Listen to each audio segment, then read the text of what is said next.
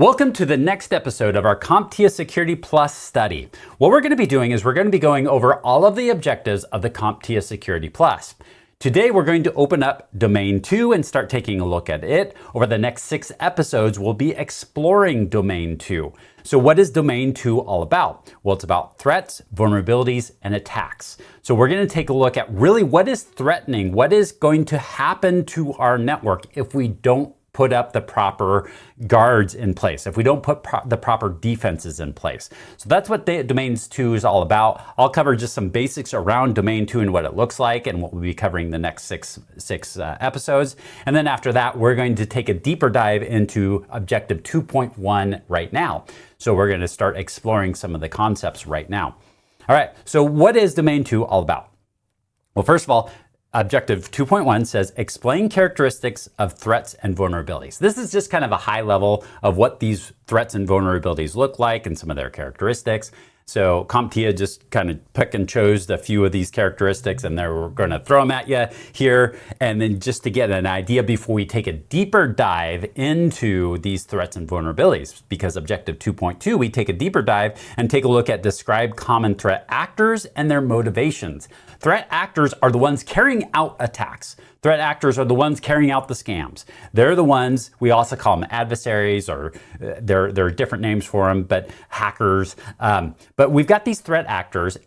Who are they and what are their motivations? So we're going to take a look at that in Objective 2.2 and 2.3. Then we're going to talk about threat vectors and sources. So this is then, okay, we've got this threat actor. What is their motivation? Now, how are they going to start looking at your network and what is their vector? That's their way into the network, their way into the organization. What does that look like?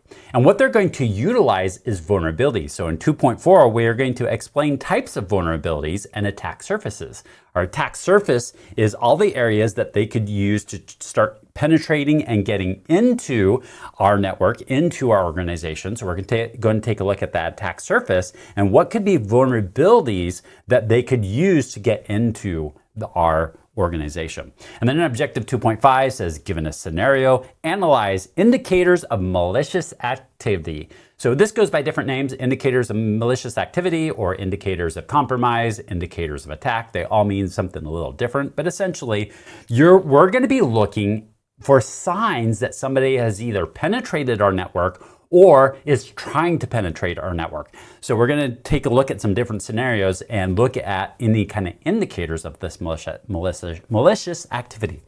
And then finally, Objective 2.6 says, summarize threats and vulnerabilities associated with artificial intelligence usage. So AI has some ways that it could be utilized to carry out an attack, or it could be an attack against AI itself. So we'll talk about some of those different aspects of how AI can be leveraged for these attacks. All right, so that's Domain 2. Before we jump into today's topic of Objective 2.1, I am going to give a shout out to Justin. Justin is one of my Patreon donors. Justin, I appreciate the investment into this channel and into the effort.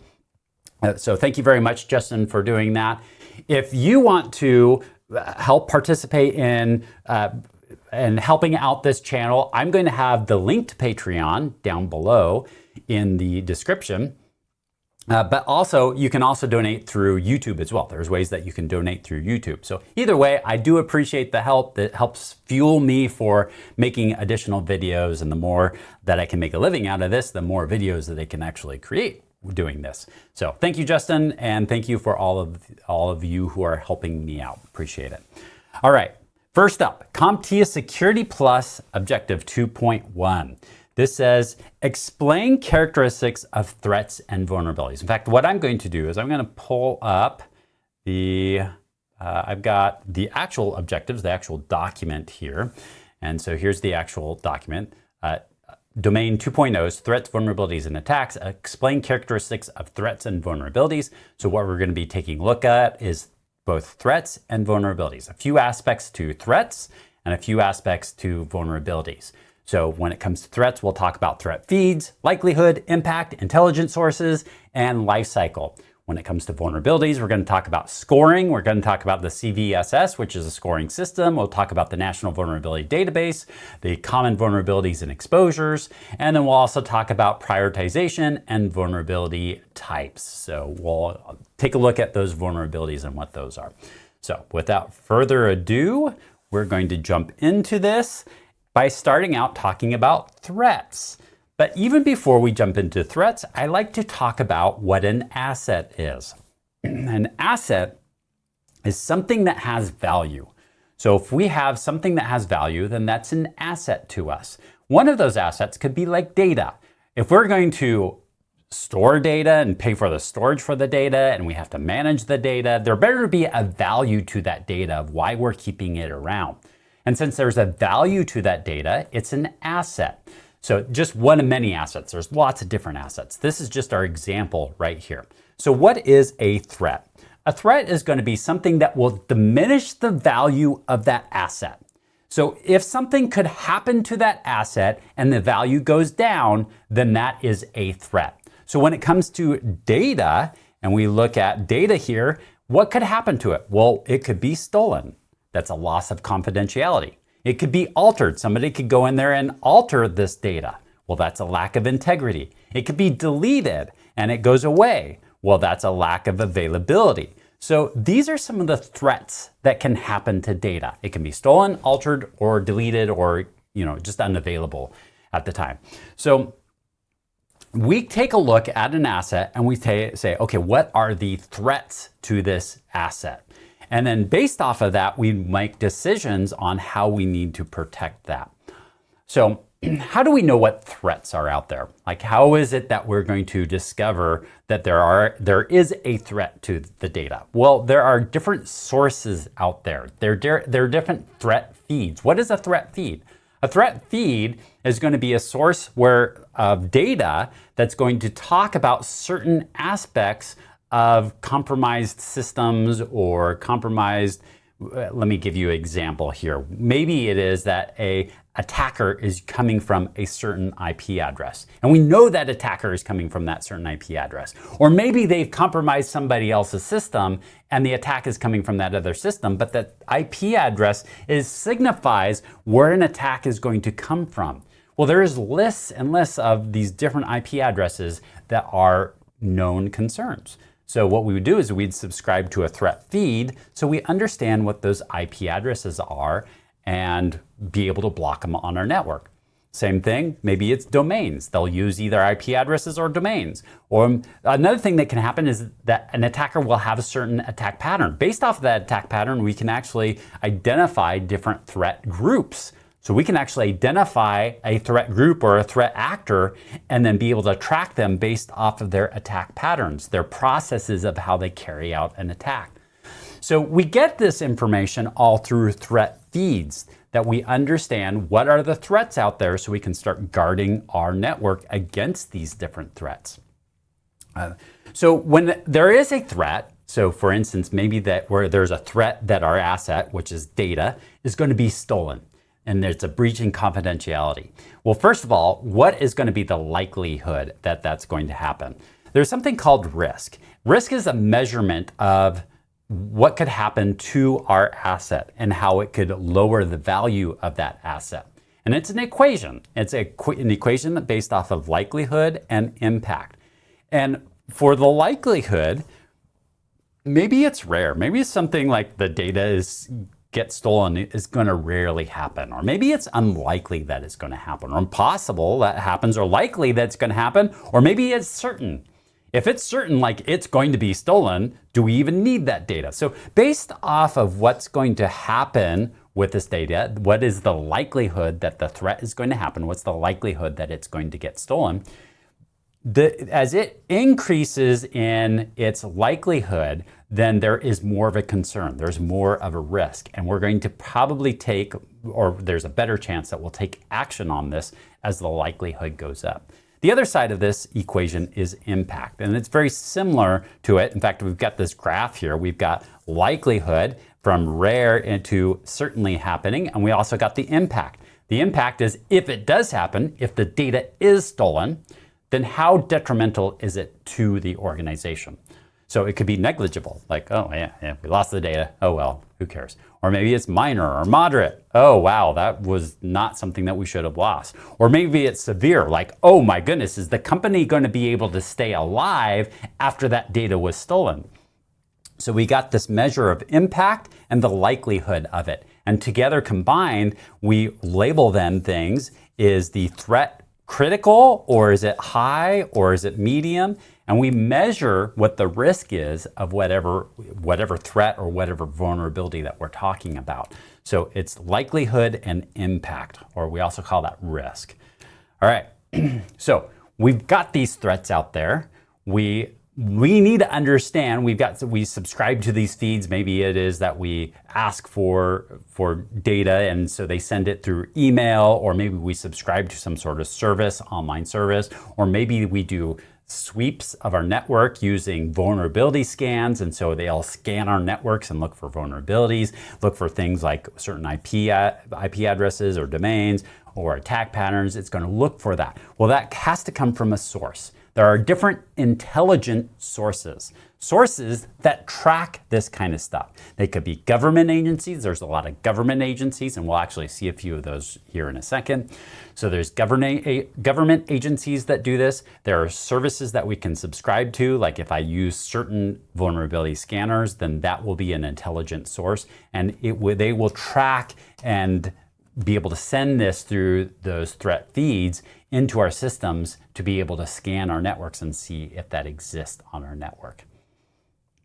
Now the thing is that this information goes bad over time. So for instance, let's say somebody a hacker is using a certain IP address.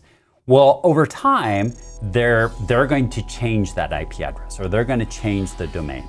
And if that IP address is permanently banned, then whoever gets that new IP address isn't going to be able to make it anywhere. So what happens is that at some point in time, we need to expire this information.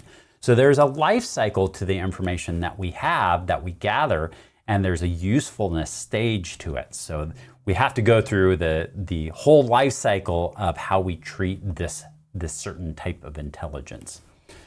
Okay. All right, so now that's a lot about threats. Let's take a look next about the vulnerabilities. So we're going to start taking a look at some of these.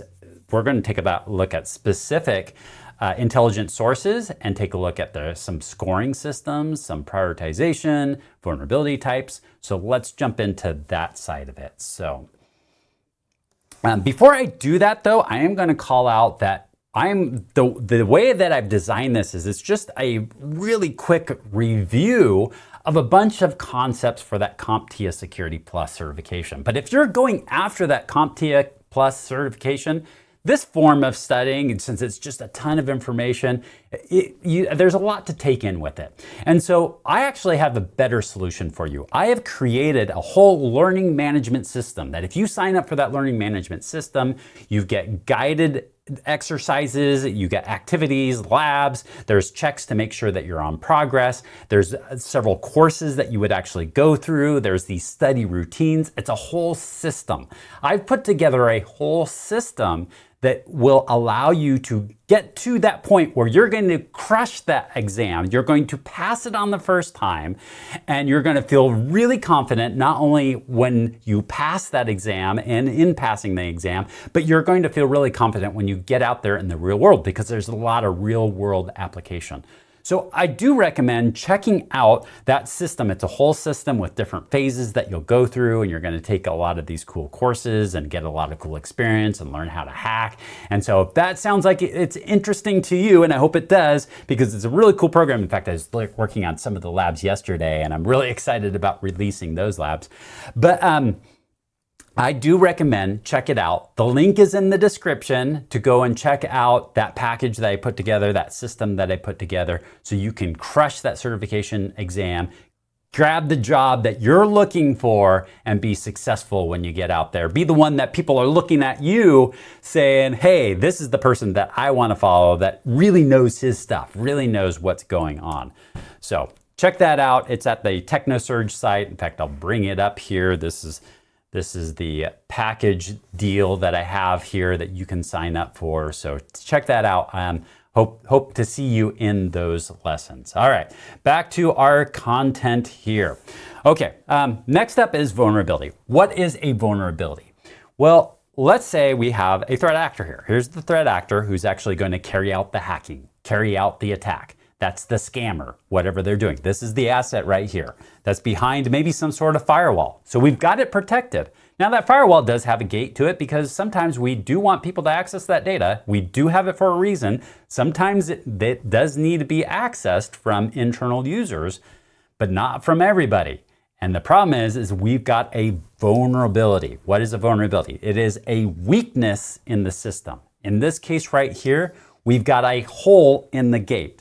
So what are we going to do? Since there's this hole in the gate, then we have a vulnerability that the threat actor is going to use and pry open to get to that data. Well, that's problematic. So we need to be able to identify these vulnerabilities and do something about it. But how do we identify these vulnerabilities? Well, there are some databases out there that allow us to do it. So in fact, I'm going to jump into it right now and then we'll talk about scoring here. So let me switch our views here. Let's take a look at this one, the common vulnerability and exposure.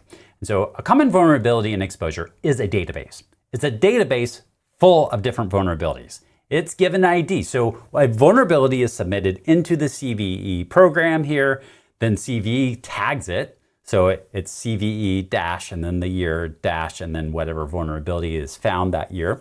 So that gets a little tag and then we can track that vulnerability. Like when does it get fixed? What is the fix? How often does it get compromised? And so it tracks, we're able to track a lot of information. So the CVE program, the common vulnerability and exposure, also known as common vulnerability enumeration, but more often than not, common vulnerability and exposure.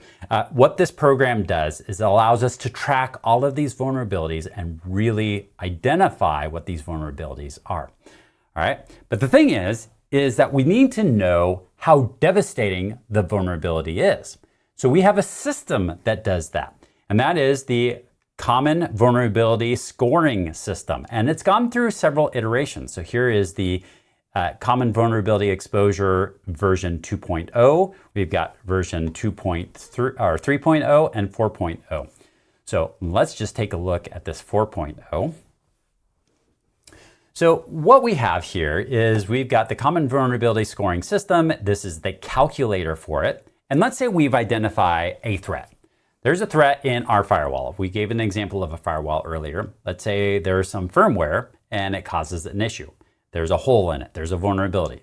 And so now what we need to do is we go through this checklist. And this checklist has a bunch of different measuring aspects to it. And if we hover over it, gives an explanation. The purpose of this right now is not to really know everything that's going here. Here's the CIA triad, so we can take a look at that, confidentiality. Does this hole expose information from a confidentiality point? Well, let's say, oh yes. What it does is this firewall doesn't encrypt the VPN correctly, so it creates a high level of concern from a confidentiality standpoint. Integrity, maybe that's not threatened, so that's low. And availability, maybe that's not really an issue at all, so we're going to mark that as none. So we go through here and we label all of this with all of these scores, and then it gives us a score here, 8.8. So now, and you can see it says it's high. In fact, if we jump back to here, we can see the scoring system. A low would be a 0.1 to 3.9, a medium 4.0 to 6.9, a high 7 to 8.9, and critical from 9 to 10. Okay, so there's a level here. Now we know that vulnerability is a critical concern, or a high concern, or a medium concern. We would know the level of concern we have over this vulnerability. So if we were to find it on our network, hey, I have that firewall, which has that vulnerability. It is a high. We said that it was, I think it was 8.9. We said it was a high. And so now that's really concerning. We better go fix that. Or maybe what we do also is maybe we come here and we plug this all into the calculator and say, well, yeah, but on our network, it's a little different. So we're going to go through here and score it a little differently because our network has a little different nuances to it. So now we've got it rating as an 8.3, still high. So still a concern. That didn't change the concern there. And so we still need to tackle it. So the scoring system is, the vulnerability has a score to it. We can see that vulnerability. We can see if we have it on our network. And then we can actually alter the score a little bit for our own purposes, for our own network, to see like how does that score apply to us. And we see that it's 8.3. All right. So that is the scoring system. All right. So we've got the scoring system. We've got the vulnerability database here. But there is one more database that kind of pulls those two together. And that is the National Vulnerability Database. So let's take a look at that. We can see here's some of the last 20 scored vulnerability IDs. So this kind of brings the two together and then adds some extra information, because the common vulnerability and exposure list right here, it just categorizes all the vulnerabilities. So it's just a dump of all these vulnerabilities. And the National Vulnerability Database then takes that, puts a score with it, put some additional information with it. So now we can track more information on it. So that's the NVD, or the National Vulnerability Database. This is managed by NIST there. So there you go. So what have we covered here? Well, we've covered all about scoring. So we learned about scoring and why there's a need for scoring. We also covered the Common Vulnerability Scoring System is one of those scoring mechanisms that do that. It's the big popular one when it comes to these common vulnerabilities. And then we've got the National Vulnerability Database, or the NVD, which pulls together that common vulnerabilities and exposures with the scoring, puts some other information with it, and now we have a great source to get all sorts of information around these vulnerabilities. And one of the reasons why we do this, like the scoring, is because there's a lot that's asked amongst IT people and security people. We're juggling a lot of things.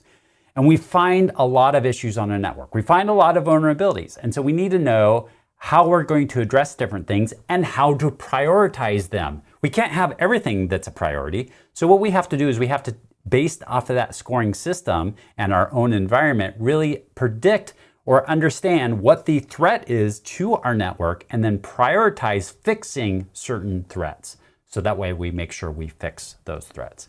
So we're gonna go through a prioritization to prioritize that. All right, one of the last things that we'll cover here is vulnerability types. We're gonna get way into vulnerability types, so you're gonna see this again. But vulnerabilities, there's a lot of different types that are out there. There could be message-based, image-based, attachment-based, browser-based. I mean, you see the list right here. I'm not going to name them all, but you can see that there's a lot of different vulnerability types.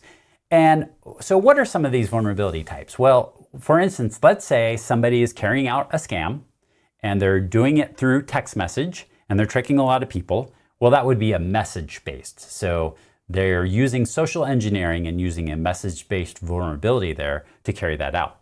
I would also categorize that as human-based, right? How about another one? How about that hole in that gate that we saw? Well, if it's a physical gate that I had mentioned before, that's a physical-based. So there's a physical-based type that's here. The other thing, maybe I use the example of a firewall, so maybe that's not an actual physical, but maybe it's a firewall. Well, that would be a network-based vulnerability that we have there. So we've got these different vulnerabilities that we need to be concerned with when it comes to our network, our organization, and there are different vulnerability types here in which we'll get much more in depth here in the future. So that's the CVE. All right. So there we go. We've gone over the threats and vulnerabilities. This is just a high level. In the next 5 episodes, we're going to get deeper into this and talk more about them. But I'm curious, how long are you with studying for your CompTIA Security Plus exam? Put that down in the comments below. Let me know if you're just starting out, if you're just curious about this CompTIA Security Plus examination, if you're further along, if you've been studying for a while, or if you're almost ready to take this test. I'm curious about where you're at in this study cycle. Put that down in the comments below. And while you're down there, if you could just hit that like button, I appreciate it. So thank you very much. I look forward to seeing you in our next episode, and we will catch you then.